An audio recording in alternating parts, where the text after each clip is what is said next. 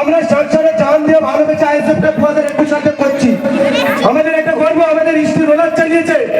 এই সংসার অঞ্চলের মানুষ যত লুটপাট করেছে, এই শুভ থেকে শুরু করে জাঙ্গি এরা আমাদের উপরে ঘর বাড়ি লুটপাট করে থেকে শুরু করে প্রত্যেক মানুষের উপরে হিস্ট্রি রোলার চালিয়েছে। তাই আজ শুভ বাড়ি এসছে আমাদের রূপ খুলে ও বাড়ির মানুষ বাড়ি আসুক। আমরা কোনোদিন আজ পর্যন্ত টিএমসি নেতা পর্যন্ত এখনো কারো বাড়ি ছাড়া করিনি, করবো না।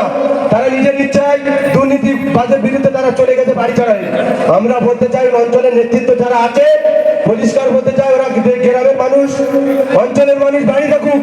আমাদের কাছে পরিষ্কার যারা 2021 সাল থেকে আজ এই 26 সাল পর্যন্ত যারা মানুষের ক্ষতি করেছে, যাদের ঘরের টাকা লুট করেছে, জমি দখল করেছে, বিচারের জন্য 20,000 30,000 করে টাকা লেছে, তাদের ক্ষতিপূরণ অবশ্যই দিতে হবে।